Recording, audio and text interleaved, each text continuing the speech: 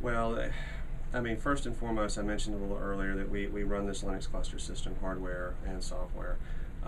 Any hands-on operational experience you can get, and not just in the Linux Unix environment, but just like scripting, like just running programs. But I'm talking about from the OS perspective, and from any tinkering from the hardware perspective, where you're diagnosing hard drive failures, setting up RAID 5 arrays, and whatnot. That is sort of the gold star a company would look at, or a government agency would look at and say, yeah, that's a very marketable skill, and we're glad to get it. We use GIS applications, and that's something that when I went through college, we didn't train for GIS. I had to pick that up on the fly, but anymore, I would absolutely recommend, whether it was a semester course of GIS or through one of the community colleges, taking one of their extended or after hours education program. I think that's an invaluable resource to have. And if not that, try to leverage time within your own computer lab just to tinker with GIS yourself, wherever the GIS lab is. So at least when you're in that interview process, you can say, yes, I've used GIS, and they'll see that as you've taken this initiative.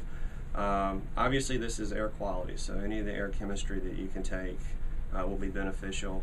I took the general air chemistry class that was taught at NC State, but probably could have focused a little more on some of the organic chemistries along the way. That wasn't part of the curriculum pathway when I was coming through school, but it would be helpful, not an absolute requirement. The weather and forecasting and dynamics classes, and then just any experience, and this worked in my case. It may not work in every case, but I was able to intern at a local television station, and just while I was in school, having the opportunity to apply the science that I was learning outside of being an integrated class was invaluable for me. So I would absolutely recommend looking into internships. They have them with the federal government, they have them with state governments, and a lot of radio television stations may have it in the towns where they've got meteorology programs. I'm trying to think. Involvement in your local AMS chapter. If there's a local AMS chapter, even outside the student chapter, there may be a student chapter at your university or at your school, but if there's a local chapter here in North Carolina, the Central North Carolina chapter, we've got a lot of people that have just years and years and years experience throughout the field, whether we're talking about the MIC at the Weather Service office, or we're talking about people that have retired from government agencies, but this is a world of sometimes getting that first job. It's not what you know, it's who you know. And if you've fostered long-term friendships with some people that know people, that can sometimes get your resume looked at. And those are the intangibles. There's no class for that. That's just more of just networking. And if there's a local chapter outside the student chapter, it's worth the one night a month or one night every other month to attend. But yeah, IT classes, scripting classes, Fortran, C, anything along those lines, they're not going to hurt. They're absolutely not going to hurt. And one thing I'll also say, and I know this is a meteorology interview / website, but if you're looking at employment in the federal or state government, and you're looking at a master's degree, and you're already working toward or have accomplished a meteorology undergraduate, consider an environmental engineering field. Because these federal and state governments, they do look at engineers slightly different than they look at meteorologists, even though we have the same physics and the same chemistry and differential equations and thermodynamics, and the meteorology world is in the atmosphere, and in the engineering world is generally in pipes and mechanics, but people do respect the engineering certificate / diploma. So if you're looking at graduate school, at least contemplate the environmental engineering field, because I've yet to figure out how to turn a meteorology degree into an atmospheric engineering degree. But that's not to discourage anybody to go into a meteorology master. It's just if you're looking at the air quality environmental field, it's something to consider. At least talk to your advisors about.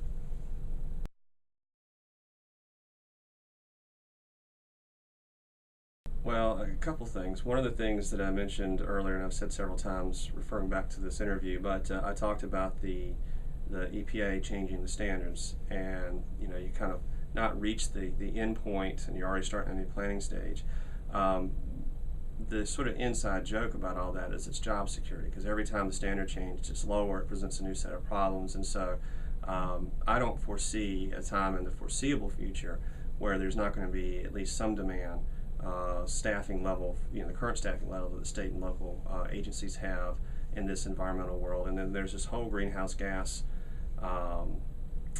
issue with global warming, or I should say global climate change, that is being debated at the federal and the international level. But right now there is push toward more regulations in the future in the greenhouse gas world, and that will require more planning. And so once they open up that Pandora's box with regulations, then our stock goes up from the perspective of job demand. Air quality forecasting goes hand in hand with the standards that change, because once they lower the standard, and we found that air is unhealthy at lower levels of certain pollutants, obviously we're going to continue to alert the public at those levels. But so far as technology,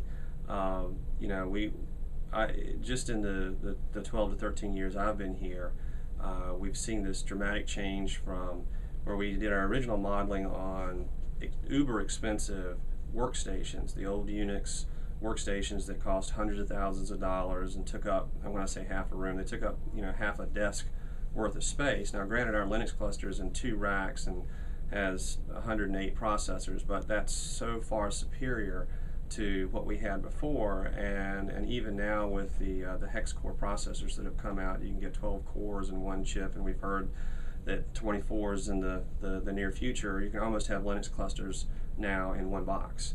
And so with that, we're able to do just so much more. These models that used to take a month to run can now run in a couple of weeks, and eventually in a couple of days.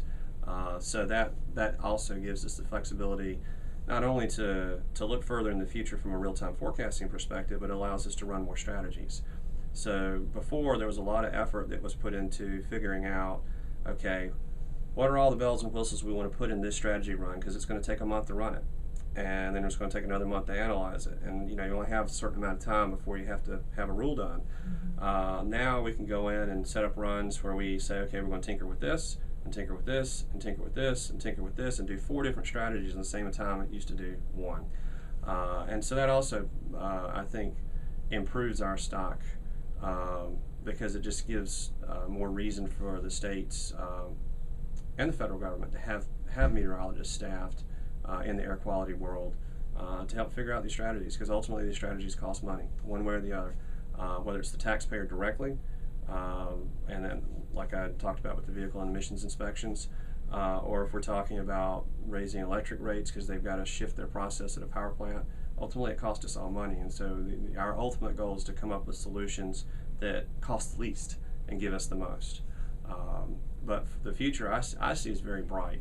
But we've got to get through the current 2 to 3 years of this economic downturn. I think that staffing levels are going to stay pretty much the same, or maybe a slight decrease in the next 2 to 3 years. Then once we get past, say, 2014, I see there will be a big push as revenue start popping up. And that also helps the private sector, because the government agencies consult with the private sector. And so as soon as the government starts hiring people and starts flowing money back in the private sector, the contract world will pick up. So I see it as a positive.